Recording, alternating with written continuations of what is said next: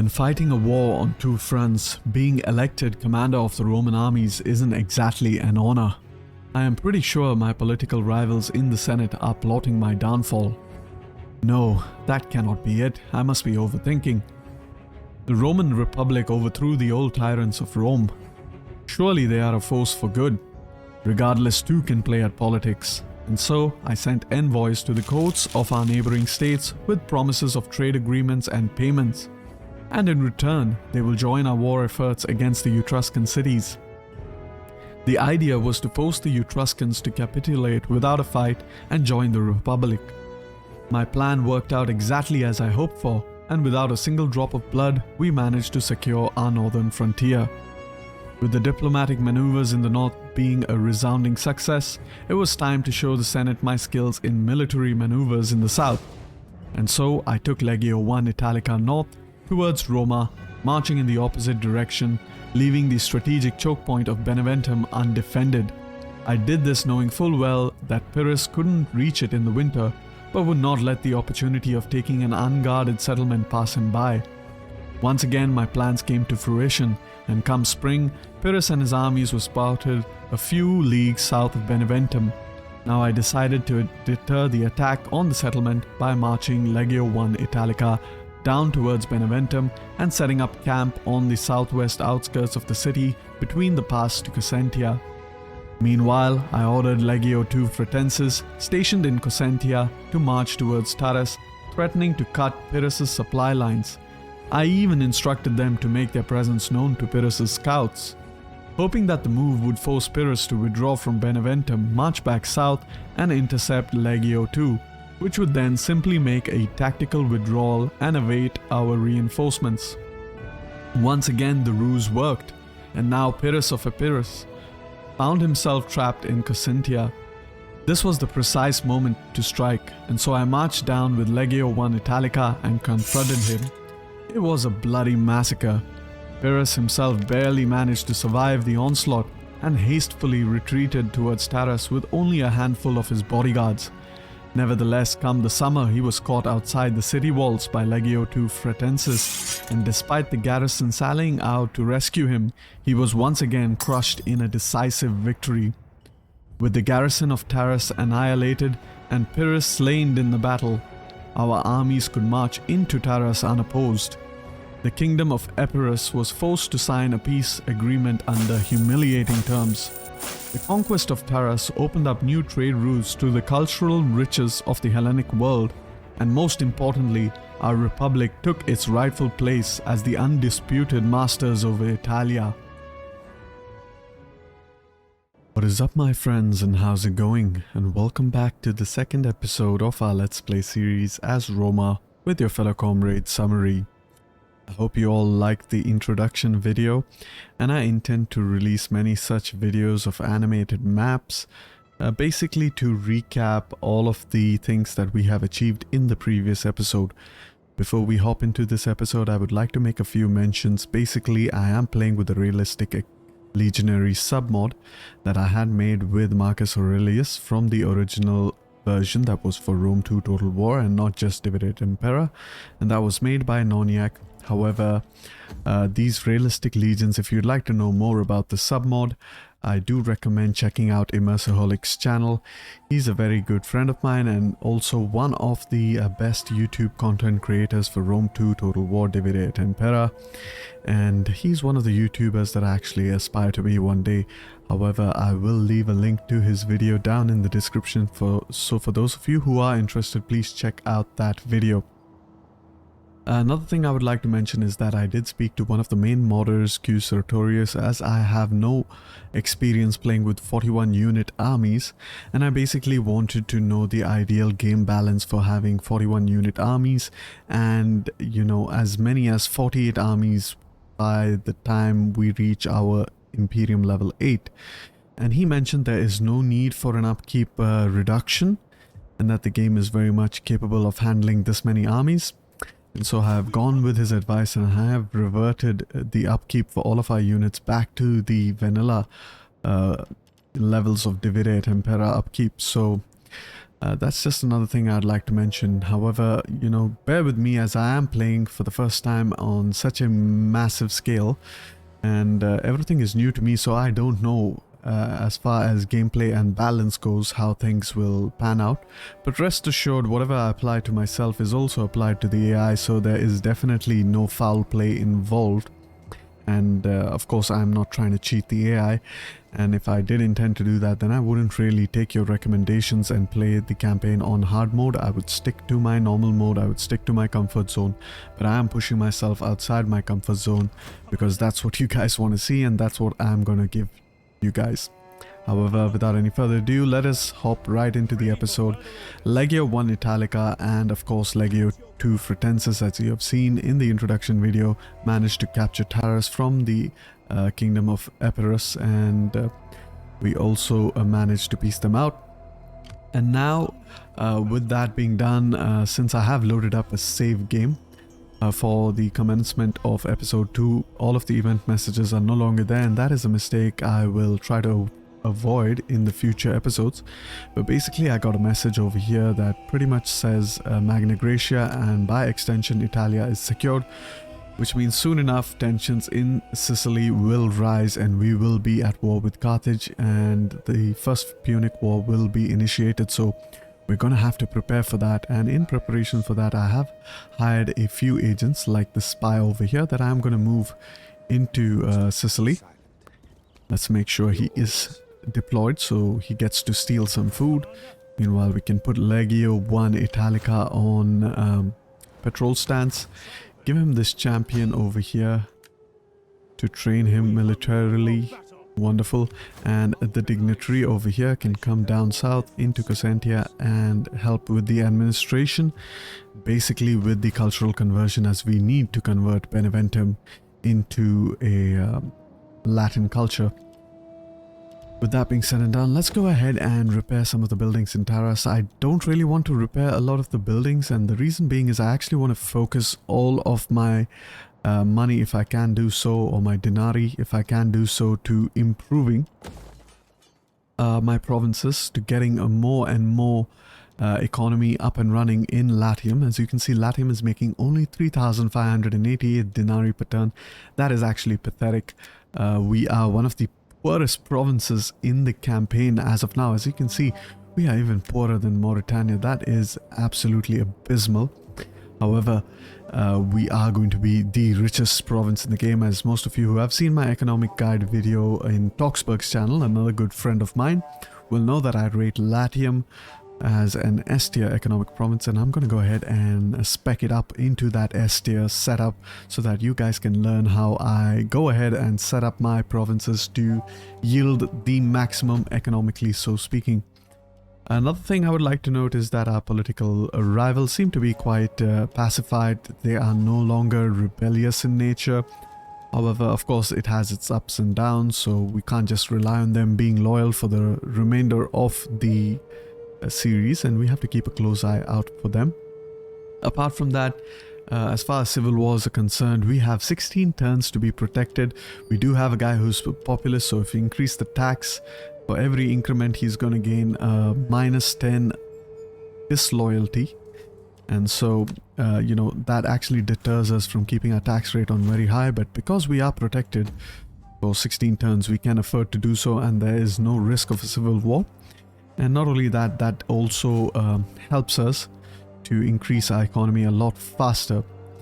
And pretty much what I am going to do is I'm going to end the turn, and I will see you all in the future when I'm ready to take on the Carthaginians.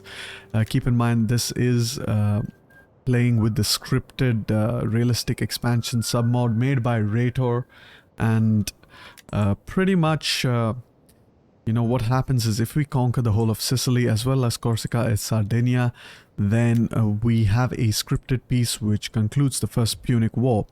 However, for that we will have to take over Panormos and Akragas, and of course we have to also amphibiously assault Eulalia and Caralis, and it's not that much of a problem taking these two settlements. However, taking these two settlements down south over here in Sicily is quite difficult, as even in base game of Divide et Impera, Carthage can launch a lot of counter-offensives from Carthage into Sicily. And this is actually amplified by the fact that we are playing with 41 unit stacks. So Carthage will be able to send 41 unit stacks across the African Sea into Sicilia. And this is also compounded by the fact that we are playing with the realistic expansion submod that actually buffs the Carthaginian faction.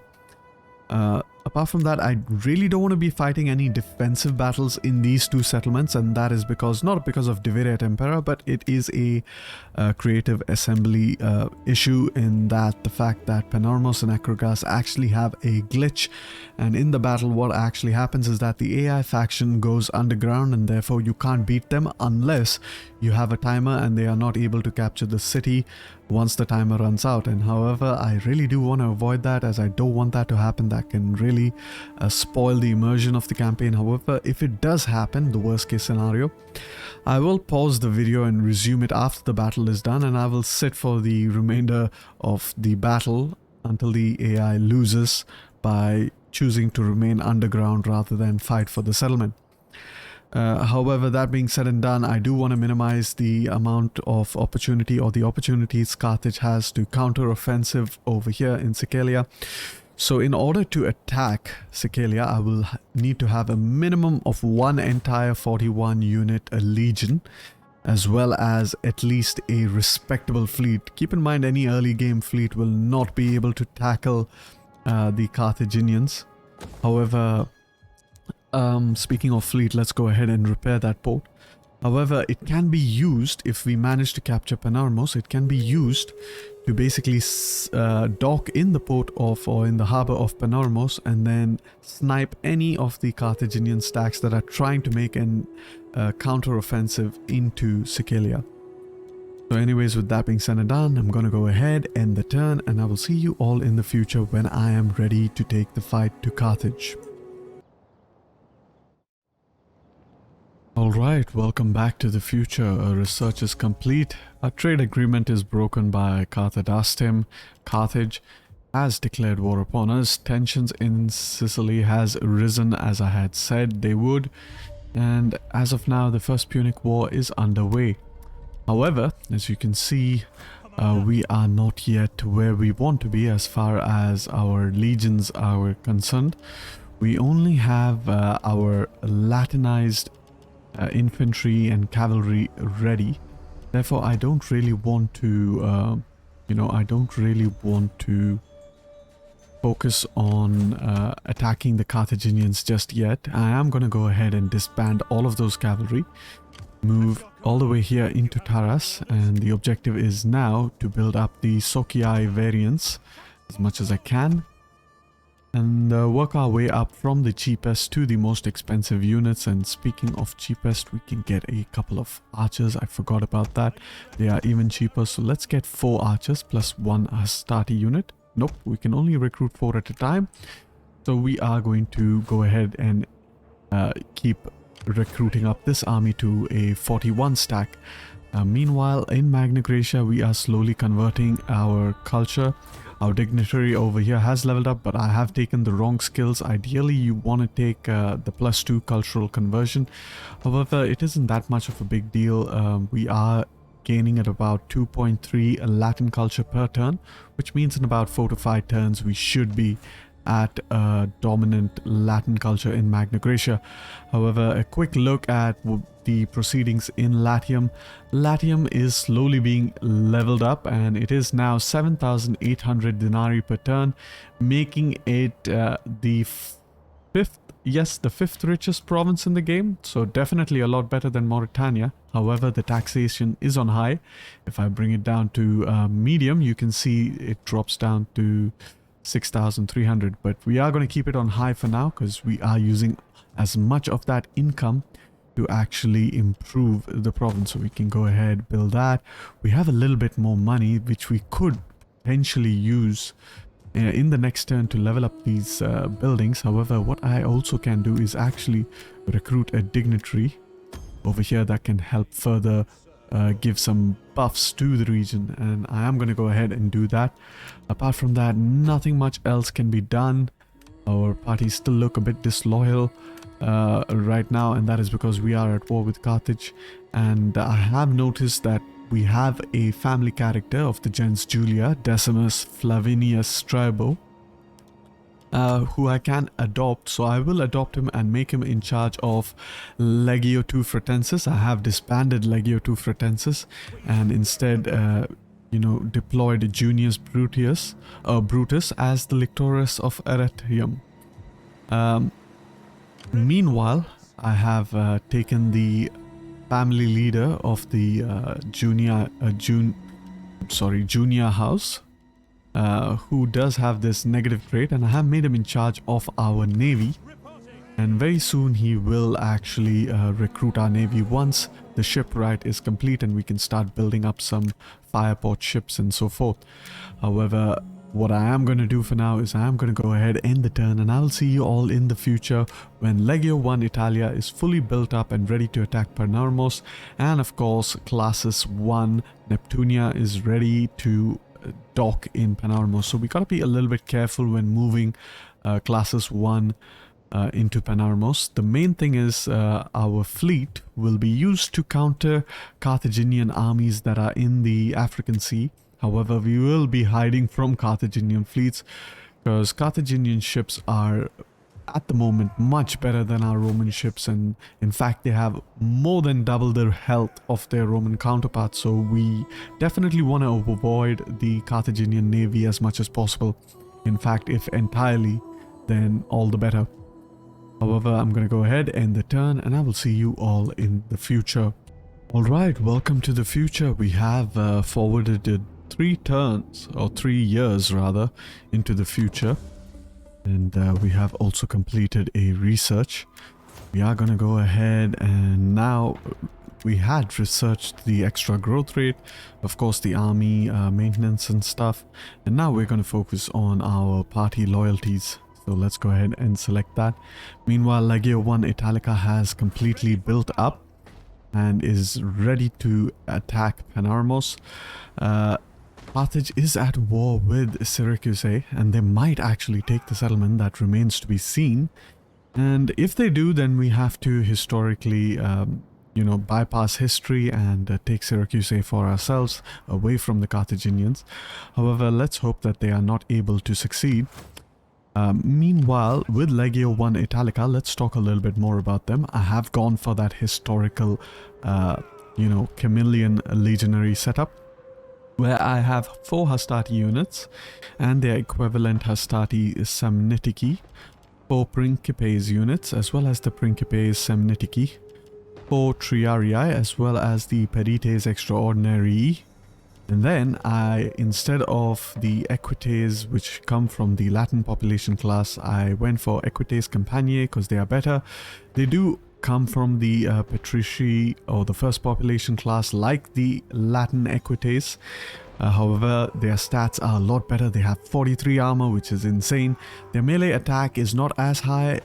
I believe their melee attack is the same, 12, and the melee defense is actually slightly lower by 3 points. The Latin variant has 14, whereas the Equites Campaniae have only 11. That is quite significant. However, what the Equites Campaniae have is ammunition. They have 6 ammunition and greater speed, 7 speed. So they are really good.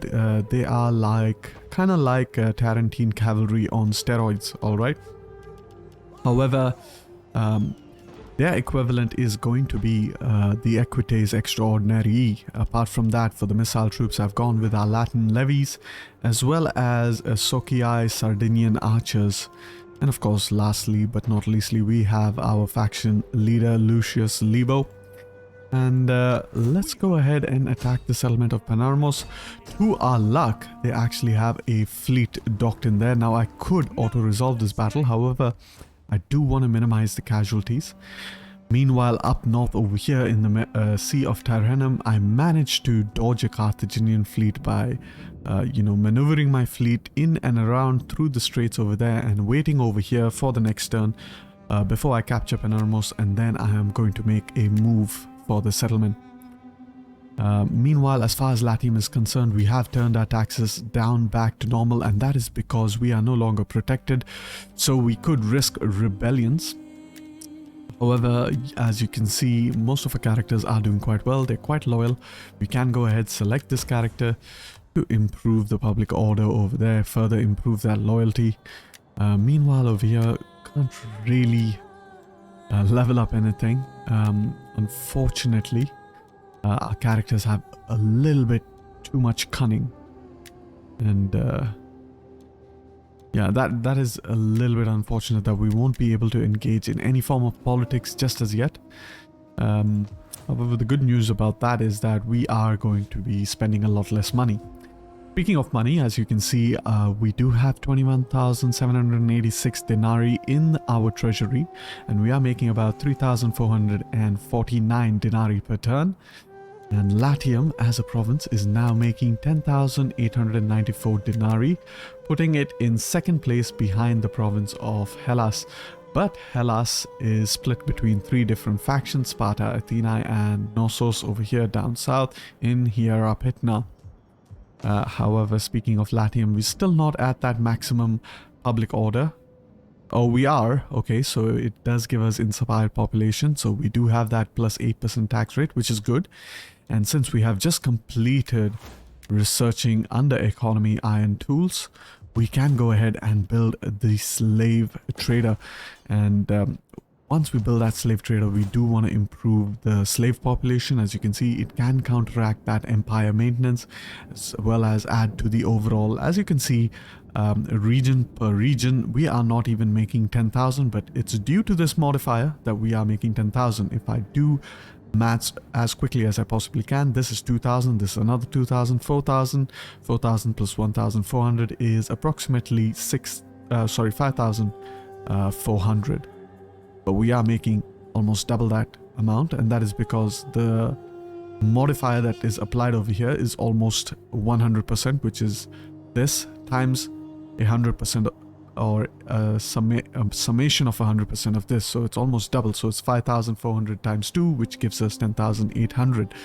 So you can see how slave modifier can be really powerful, because that can skyrocket this value. And that being said and done, let us go ahead and see if we can level up some characters.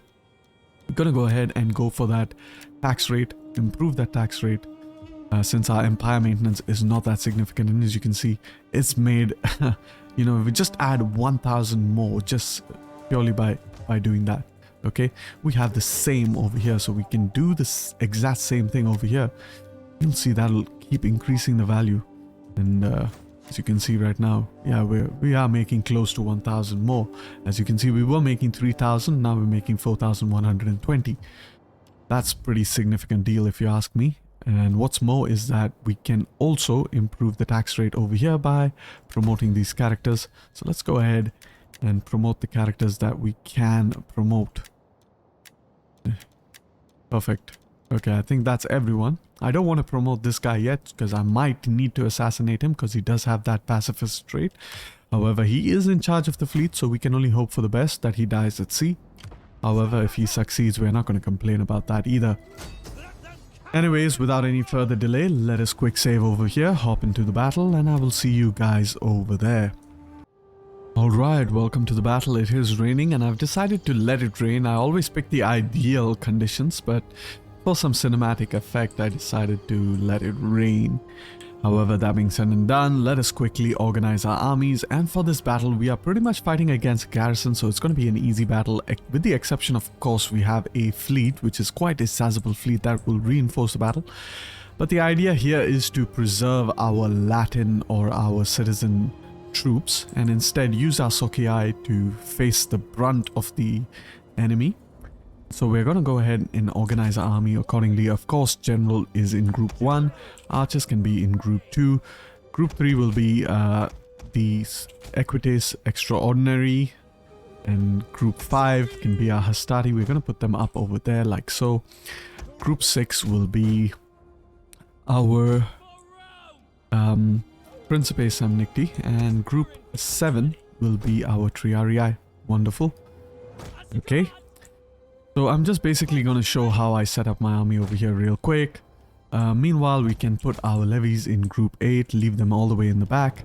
And we are going to put our citizen troops as a reserve. So just deploy the 3 lines of Triarii, Principes and Hastati and group them all together. And of course our Campagnae Equites can be another group, as they do come from the patrician class, so we have to keep that in mind. Now, speaking of the triple S axis formation, which I absolutely like to do, really quickly just want to test out if I can get the ideal width that I'm looking for. And it doesn't seem like it, so I'm gonna have to just drag select, because I do like the narrower width. There we go, that's the narrower width. And of course I am OCD, so I like to keep it as a perfect square. There we go. Alright, now we have our 3 lines, but they don't have the quincux formation, which is basically you know, the gaps in between the maniples. So we are going to go ahead, select 3 units on the left hand side and double tap the left arrow key, select 4 units, double tap again, select the last 2 units, double tap again, and as you can see the gaps have slowly formed. We're going to do the same for our Pedites Extraordinary. Select 3 units on the right, double tap on the right arrow key, in triple tap actually, and there we go, perfect. So we have formed up like that, but it's not a checkerboard formation. As you can see, the checkerboard exists between the back 2 lines, however the front 2 lines are exactly identical, so we need to slightly adjust the front line, of course. So we just select the front line, triple tap on that side, and now as you can see, this is the quincux formation. If we go into our tactical map, you can see we have the quincux. Now I typically like to leave a little bit of gap, and that is because it allows for some maneuverability behind the front lines. So now that that is done, we can go ahead and orient our army, and I do want to attack from this direction, so just hold down the control key and then left click and drag your army like so. Wonderful. We can now put our archers over here on that slight left flank, general over here, get our entire reserve army, form up over here in the thicket, and of course our companions can be all the way in the back. We will be using our reserve just if at all we need to. We're going to put our left and right cavalry. However, should we not need to, we're just going to leave them there and take all of our damage in our Sokai class so that we can go ahead and attack the enemy. However, before we go ahead and start the battle, let's have a quick look at the units. And as you can see, I really like the submod that I'm using, which is the HD Roman Extravaganza models made by Celticus and Benjamin. Full credit goes to them. So you can see the Samnitiki troops actually look quite nice. The Samnitiki, sorry. They look really Samnite-ish, and they do have that iconic Samnite type rhomboid shield. And in the back, of course, the Pedites, actual hoplites, in contrast to their Triarii counterparts, who are a mixture of a hoplite, as well as they have these scutari or scutum shields. However, really beautiful looking army. And yeah, without any further delay, let's go ahead and start the battle. Control A to select the whole army, and I don't want to move my Latin troops, so I just, while holding down the control key, just select them off. And now we are slowly marching our formation towards the enemy. The idea over here will be to create a front line like so, force all of the enemy over here, and this is why I kept my missile troops on the left flank, because we are going to try to hit them on the sides, as missile troops can do significant amount of damage. Let's turn off that fire at will and make sure we turn on the guard mode. And now that our Hastati are almost in position, we can quickly run them across the battlefield like so. Try to quickly get into position. Our Principes, meanwhile, can form up behind them, of course, in that staggered formation with the gaps in between. Triarii can form up a little bit. I guess I want to move my Triarii actually over here, because I'm not sure if the Navy might land over here. So we're just going to put our Triarii behind over here for now. But should that navy decide to attack from this direction, we're going to have to use our Triarii as a reactionary force. Quickly move up our Hastati even bit further, and hopefully they hurl their Pila at the enemy units.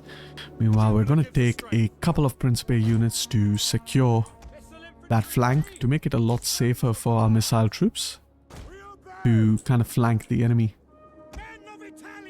So that being said and done, I have turned off the projectile motion, so our Hastati have already initiated the enemy.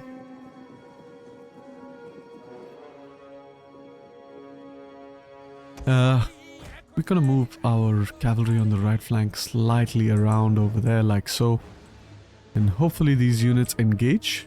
Our Principes are slowly but surely getting involved in the fighting. Great. And these couple of Principes can now go all the way over. I want to readjust them real quick. There's something up with that. Okay, we can just manually do it. Get them all the way over there to protect that. And get our archers. Archers are fairly safe to get close. It's our levies that we have to watch out for. Get our cavalry over here. Meanwhile, have a look of what's going on over there. And as expected, they are coming in and around. So we are going to form up our extra Principes over there in order to protect our right flank. We don't need our entire Triarii line, but we can push them up as a reserve, protect our frontline troops. And I would typically like to go as a defensive formation, and in fact I'm going to do that because I see there are no phalanx units over here, so going a defensive formation is going to make things a little bit more easier for me. Meanwhile, both of the Principe units can slowly get into position. Yeah, these units did manage to get around us, however, we can attack them. As these are all missile troops, which means our cavalry should quickly dispatch them. Okay, our archers can begin to fire. Cancel that order. Our archers can begin to fire into... I don't want to use that. Fire into the flanks of this medium hoplite unit.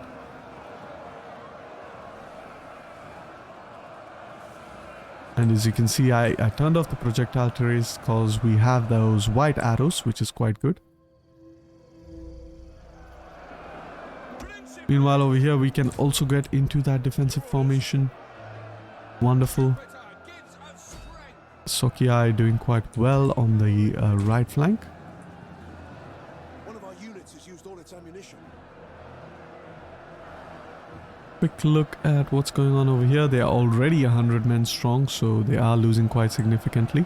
They should lose a bit more significantly.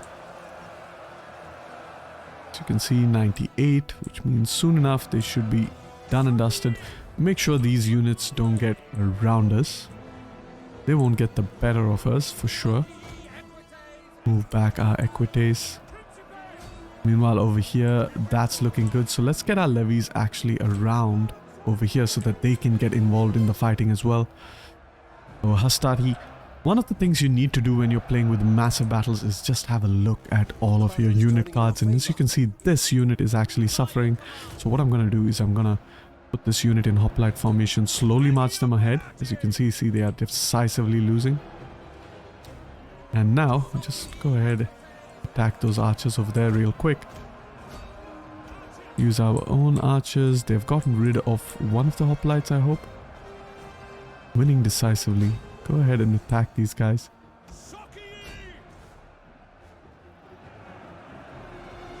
Right. Losing decisively, that's good. Okay. Need to move back, get our levies in and across over here. Come on. Doing quite well. Equites have done well as well. We can bring them around. Use these other equites to charge over here. And now we're just basically going to have a look at our archers are done well over here, so they can begin to hit some other units. Perhaps this unit would be a good target. And the reason being, our Triarii have done, our Hastati have done well. And the reason being is if we can get rid of this unit, then we pretty much free up this unit that can take part in the flanking maneuver, and you have to be really careful when you retreat units, and that is because you can pretty much find yourself going for an actual route if you're not careful.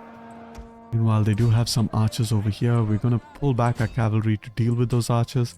A couple of melee troops as well, so quickly move our triarii around. Meanwhile, these troops have done moving. They're going for our levies.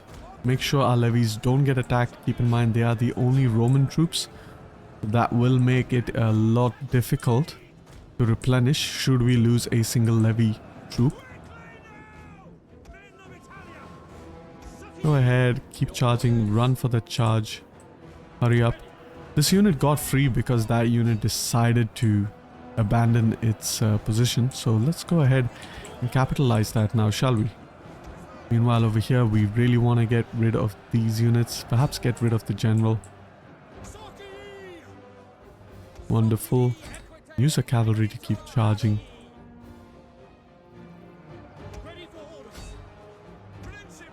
And our cavalry, group 3, can charge into the flanks of this unit. Meanwhile, our archers can hit this blob. Pretty massive blob over there. Quick look at our unit cards. Everything seems to be fine. Wonderful. Cavalry is getting caught up too, so that's not good. However, since they have decided to charge our cavalry, we can decide to hit their rear.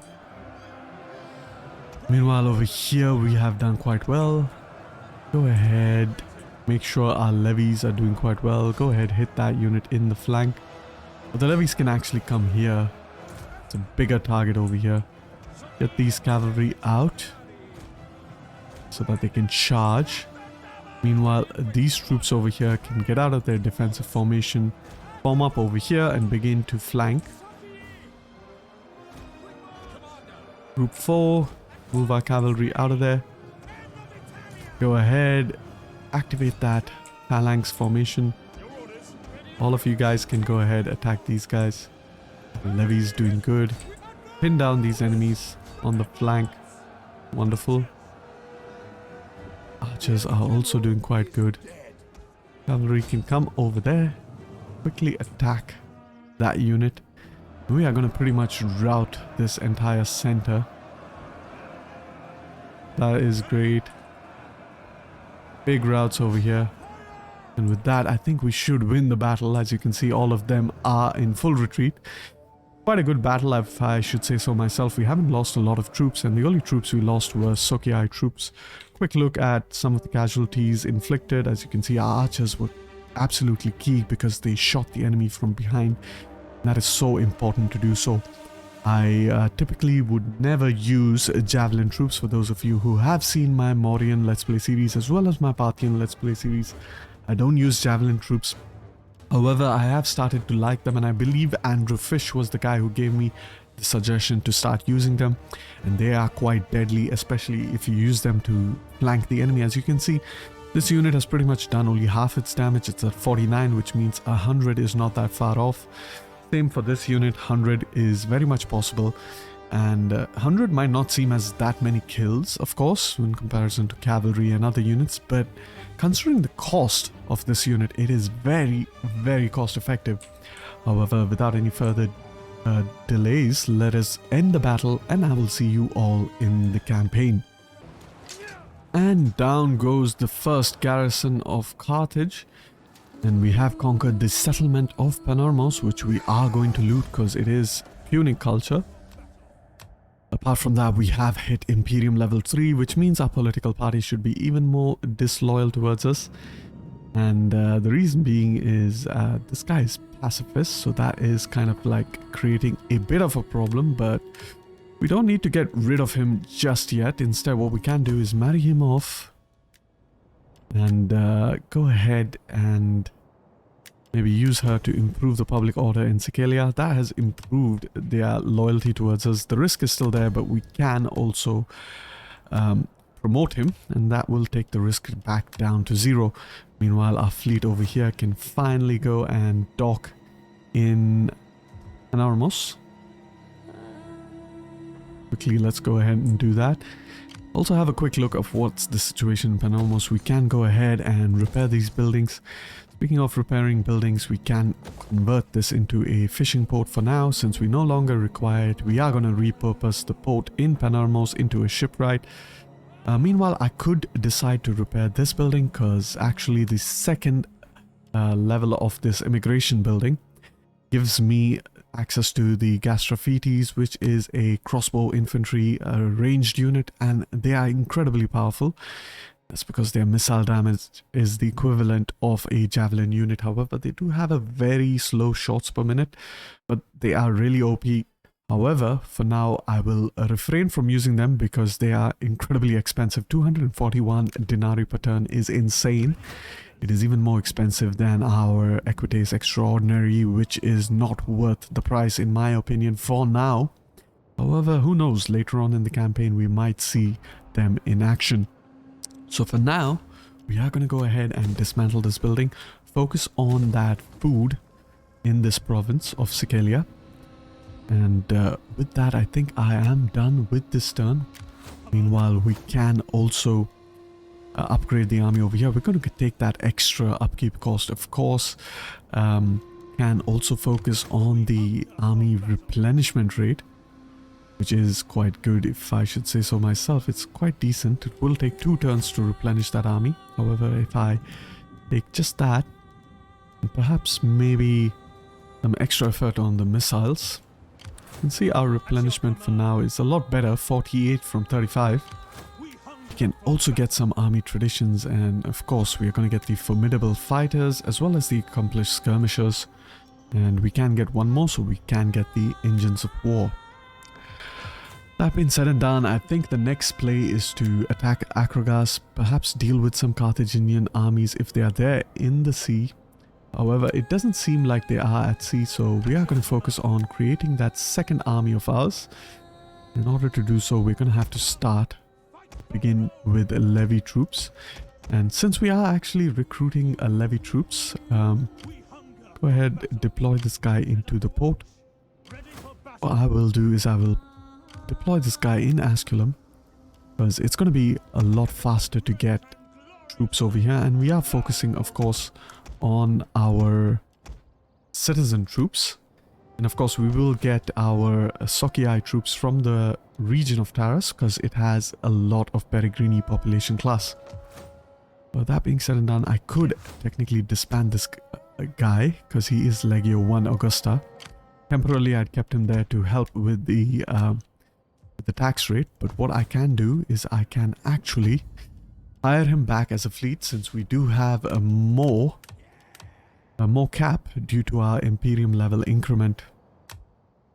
Speaking of extra cap, what we also have is access to an extra spy, as well as access to an extra dignitary, as well as access to an extra champion. So let's go ahead, get that champion to deploy him or put him in Legio 2 Fretensis. Meanwhile, our dignitary, we can get him across into Corsica and Sardinia to help with the cultural conversion of Corsica and Sardinia. However, I'm going to think of the long term, and it does take a long time to get our agents across the sea. So what I'm going to do is instead I am going to focus on improving our dignitary within the province of, let's say, Genoa.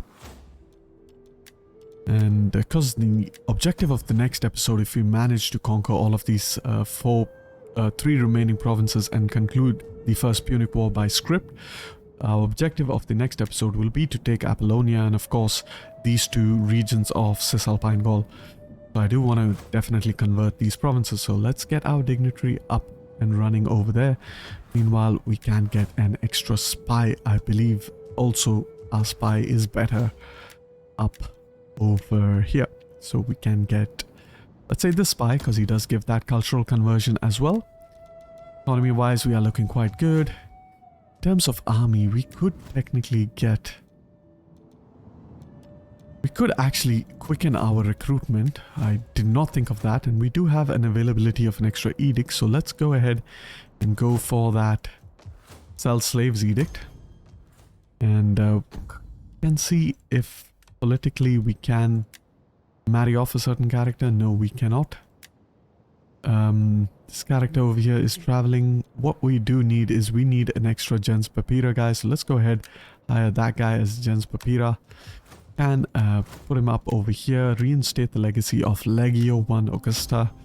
Put him up in Taras. And go ahead, quickly get those Sokiai troops. And I believe we can only get 4 per turn. So that's quite good for now.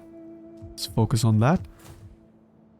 And with that, I am going to go ahead, end the turn, and I will see you all in the future, either when I am ready to, take out Ekrugas, or I'm ready to fight a naval battle in the African Sea, or I am ready to launch my amphibious invasion of Alalia as well as Corrales.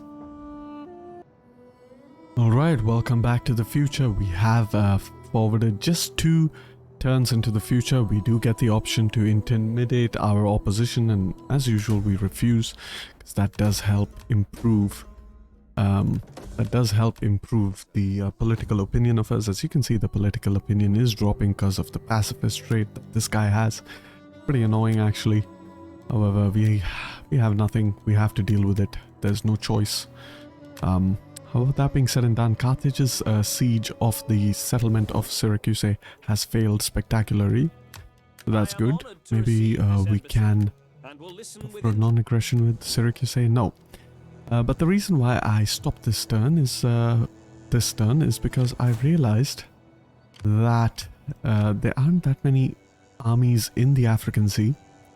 And meanwhile, our armies are in pretty decent shape to take the offensive onto Carthage. So what I'm going to do is I'm actually going to go ahead and move this army over here. I think it needs just another, perhaps 6 more units before it is a fairly full army. Let's get those 2 Triarii as well as some Equites. And what we are going to do over here is just transfer over the other units. And then we can just kind of disband this guy. Don't need him anymore. Meanwhile, over here, we could just split up our army. So what we want to do is we want to see if we can marry off a character. No, we cannot. This guy over here cannot. We are running a little bit low on money. But what we're going to do is stop recruiting, because we will create money as money creates money, as the saying goes. So what we're going to do over here, we're going to hire, let's say, no, I don't really want Gens Junior. This guy is Gens Cornelia. And what do we have? We have 2 juniors and 1 Cornelia. Let's go ahead and get this guy, hire him. Gnaeus Atrius Capito. Okay. Go ahead, hire him. He's there. Okay, perfect. Raise him over here with the reinstate a legacy of Legio 1 Augusta. We're gonna take away all of our citizen troops. That's our Principes, our Hastati, as well as our Campagnae Equite, and of course the levies. Okay, now we have 2 21 stack armies, and oops, oh, that was close. We can attack the settlement of Acragas. The auto resolve should be quite good. Let's go ahead, just quickly auto resolve it at 95%. I will take that. And General did manage to take some damage. I didn't consider that. However, I think we should be able to replenish for the next turn. And yeah, that should be pretty good. The ability to replenish for the next turn. However, our armies is not that much depleted. So what we can do over here is just repair a couple of these buildings. Definitely want to convert that into a port. Convert this into a farm meanwhile. Meanwhile, I don't really need to make this into a regular shipwright. I'm just going to convert it into a fishing port. This food, as you can tell, is quite important. We need a lot more food. Fortunately, we don't have food, but what we can do to improve the loyalty is ascend this character to organize games, and that will create some food for us. And now that we have some money from all that looting, we can go ahead. Firstly, change the edict to commercial stimulation edict. And then we want to recruit the remainder of the army that we need for our naval invasion of Auxilia. However, that being said and done, things are looking good in Sicily. And Carthage will get the Lost Lilybaeum event pretty soon. And let's go ahead and select this extra chance. And of course, they do have some sizable fleets over here. Just a couple of generals, nothing major really. They can't really deal with us. Could technically attack this fleet, and I am tempted to do so. You know what? I am actually going to go ahead and attack that fleet. Hopefully, he will not retreat. And he won't retreat because, of course, the auto-resolve. And it's actually pulling in... Is it the garrison or the garrison fleet? It is pulling in the garrison as well as the garrison fleets. And I hope it's not a land battle, so I'm just going to quick save over here and I will see you all in the battle. Alright, welcome to the battle. Let's go ahead and deploy our fleet in a fairly typical formation. And one thing we need to watch out for is, of course, the enemy general. He is a pretty big ship, but all the other ships are fairly okay to deal with. What we're going to do is we're going to try to surround the enemy fleet. Since we do have the numerical superiority over here, we can afford to do so. Meanwhile, our fireport ships are going to be our reserve ships. You can hold down the spacebar to kind of see where your ships are going. I want to quickly see the ship health over here. And we might not be able to destroy them, but we can destroy the ones on the flank. So we are going to go ahead and do that, hopefully. And over here we have hit. They have hit us as well. We might lose a couple of ships over there. Make sure they ram. We're going to lose one ship for sure. We lost one ship. We lost two ships, unfortunately. However, we do have this ship over here that can quickly get involved in the fighting. I'm gonna move this ship as well, and this is the advantage of having a reserve ship. And that ship is down as well. Make sure that we now hit the general, as that is the important thing to do. I'm gonna maximize hitting the general over here. Go ahead, come on, keep hitting. Move towards the general. Go ahead, keep spamming it. Okay. Nearly done over here. We do have some fleets coming in from that left side. Gotta watch out for that. Meanwhile over here, quickly can we do the post-row ability? 17, that's good hit. That's a good hit. Keep hitting, come on. 42, yes, we're nearly done with the general. Make sure our general is safe. Go ahead, keep hitting. You can keep hit. And their general should go down pretty soon now. 99%, that's it. Their general is down. Let's reform our front line. We did manage to lose 3 ships. We gotta be careful about the remaining ships. I think our fireport ships are gonna be our new front line because, of course, some of our ships over here have taken some damage, I believe. Nope, all of these ships have not taken any damage. Our fireport ships have taken damage, so put our fireport ships behind. Other ships in front. Go ahead, we can fast forward it over here until our ships get into position. Wonderful, slightly spread them out. Slow down the battle. Go ahead, hit that ship, a little bit isolated. A wrong move on its part. And go ahead, pull up our fire ships as well. Gotta be really careful of one of these fireport ships. I believe this one over here has 99 damage. That is crazy. Go ahead, hit this ship. That ship is on the retreat.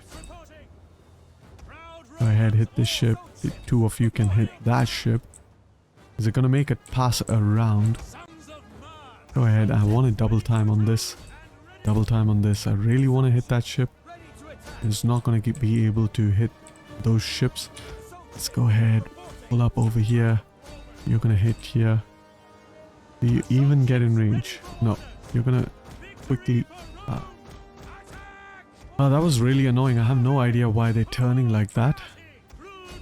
Let's go ahead. Mac. Nope. Okay, we're just gonna quickly turn around because I have no idea what these ships are up to. Pretty much doing a whole reverse thing over here. Okay, let's go ahead. Make sure we get rid of these ships. Wonderful. Gonna hit the other ship. Come on, come on, come on. Keep ramming. Okay, 89. And there we are. Go all the way over here. Meanwhile, Group 3, quickly in reserve. You are going to post row over here. This ship is at 38%. Sure, you go here. You can go here. Safe for you to charge over there. You meanwhile, force row. You as well, force row. Nice, he is turning around. That's good. Can make our group 2 turn around as well. Boom. Big damage over there. Go ahead, hit. Okay, these should be quite easy now to mop up the rest of the Carthaginian fleet. Go ahead, hit it again. Make sure it is done and dusted. Want any survivors of this battle. You can turn around over here. You're doing good. Go hit that ship. Go hit that ship. Gonna make another hit. Wonderful. You can come around. General can get into the fighting as well. More or less done with this battle actually. This ship is going in reverse because of the glitch. Make sure you pull it forward by spamming that forward key. Okay, wonderful. Just another hit to sink this ship. And with that, that ship is done. Meanwhile, over here, the ship will soon sink as well. It is the last remaining ship. And with that, I think we should have won the battle. Alright, down goes a bunch of Carthaginian fleets as well as armies. It was a pretty good naval engagement. We are going to go ahead and enslave all the captives. Meanwhile, our character over here has leveled up. We can put him back into this port. And we're going to give him some extra ramming, some upkeep as well as replenishment rate for those ships. And he's getting further upkeep, which is quite good actually. Unfortunately, we will not be able to replenish those ships over there. But just a quick look if we can recruit any other extra units so that we can quickly replenish these ships over here. Can't really do that. And with that, I think I am done with this turn, and I'm going to go ahead end the turn, and I'll see you all in the future when we are ready to invade Auxilia and of course Corrales. I am thinking of invading Corrales since we do have the naval supremacy over here. I don't think any Carthaginian armies can get past us now. So I am thinking of launching a two-pronged attack into Corsica and Sardinia, and I will see you all in that distant future. Welcome to the future. We have forwarded just about a year into the future, and some of our politicians have returned home. Rebellion is imminent in Sicilia, and of course we have a Carthaginian general attempting to make a landing into Sicilia. So hopefully that will not succeed. Meanwhile, the situation up here in the west is that we have an army that is really close to attacking Auxilia, so let's go ahead. And we can't really lay siege to the settlement, but we can do so with our fleet, so we are going to go ahead, lay siege to the settlement of Auxilia. We are going to auto-resolve this one. Lost a bunch of our ships, however, we are going to go ahead and you know, just sack the settlement. Meanwhile, our general can also level up, or rather we can get some naval traditions for our navy. So let's go ahead and get those formidable marines. Apart from that, we also have Legio 1 Italica made his way to Corrales, and go ahead and we can also auto-resolve this one. So I'm going to go ahead and auto-resolve it as we don't have much time for this episode. This is purely, you know, an army full of Equites Extraordinary and Soki class. So let's go ahead and just loot the settlement once again, and they should be able to replenish really quickly.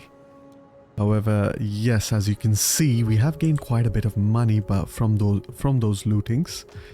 However, we are not going to stick around. We're going to step out a little bit so that they do get a rebellion. And you'll see why in the next turn. However, that being said and done, I am not looking to replenish my fleet in any capacity, as we should have a peace trigger with the Carthaginians by the end turn. And if they do decide to attack Acrogas, we will be ready for them, and they most likely might. And that is unfortunate because our fleet is all the way up here. If it was in the south, we could possibly deal with the situation a little bit better. But since it is what it is, and let's just quickly work on improving our settlements up here. And I initially said that I will be converting Panormos into a shipwright. However, I have decided against it, and I am making it into a fishing port because I have captured Corrales, and Corrales can be our shipwright instead. Well, over here we're going to go ahead and dismantle the buildings we don't need. Just a quick look at what we can get here. It's pretty much the same as the rest of Italia, so don't really need that auxiliary barracks over there. Let's go ahead and dismantle the buildings. Go ahead, repair these buildings. And we don't need a farm over here, neither do we need another recruitment building. And with that, we are going to trigger a rebellion. And since that is done and dusted, let's have a quick look at our other provinces. Diplomacy wise, we are looking quite good in terms of our loyalty. Seem to be quite happy overall. So we are really close to ending this Punic war. Fortunately, I would really like to engage in some politics. However, none of our characters are capable of doing so. We are going to marry off another character, and he also has a good amount of cunning. And unfortunately, we still cannot. But we can instead get him as an adopted character. And with that, I think I am ready to go ahead and end the turn, and I will see you all in the next turn or the end turn depending on what happens. Alright, welcome to the next turn, and this will be the final turn of the episode. As you can see, we have our scripted peace with Carthage, and we are going to maintain as friendly a ties as we can with Carthage. Meanwhile, we are getting some denarii for completing several objectives. Quick look at our politics, everything seems to be fine. And I'm pretty happy with the way politics is right now. And we are going to stick with what we have. And we can bring Legio II Fretensis back to the Italian mainland, since the rebellion actually spawned in Corrales. So we can pretty much just sit it out over here with our Primus into Paris and pretty much fight the rebellion over there. Meanwhile, we quickly turn off the taxation over here to get that extra food. I'm going to make this, I'm not going to convert it yet, because the idea is after I finish researching legal documentation, I'm going to go into the management tree under the military technology and research naval maneuvers so that I can get the much superior military wharf. Because despite the fact that we have a peace with the Carthaginians, and a scripted peace at that, we also, with the realistic expansion submod, get a scripted second Punic war. So we can't be too complacent. We have to keep our foot on the gas when it comes to our navy. Our navy, as you can see up here, Classes 1 Neptunia, has taken quite a beating. So we definitely want to repurpose our navy with a lot more stronger ships. And the reason being is we don't want to be caught with our pants down once the second Punic war fires. So yes, now I could go ahead and defeat these rebel armies, but I'm not going to do that. I'm instead going to let them build up so that I can, maximize my public order in these provinces. As you can see, we are busy converting the province as well. And slowly but steadily, we will be able to get Latin culture over here as well. And as I mentioned before, the plan for the next episode, or episode 3, will be to march our armies, all of our armies, back towards the Italian mainland, conquer Apollonia as it was historically conquered at this point of time, and conquer the northern 2 settlements of Cisalpine Gaul, northeastern settlements rather of Cisalpine Gaul. from the Veneti, as Medellin has been wiped out. And after that, of course, the Second Punic War, in which we conquer Hispania from the Carthaginians. However, that being said and done, I think I am going to go ahead and end this video.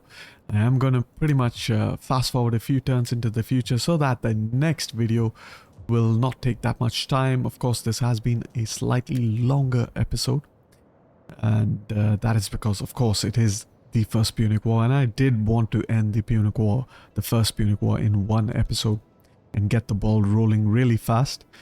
However, we are in, I believe, turn 28, and we have about another 12 turns before the Polybian reforms trigger, which means by the time we conquer Apollonia, as well as the northern two settlements of Cisalpine Gaul, we will have our Polybian reforms in time for the Second Punic War. With that being said and done, I hope you all enjoyed the video, and I thank you for watching. And if you like the video, please like the video, and don't forget to subscribe if you are interested for more. Peace and love.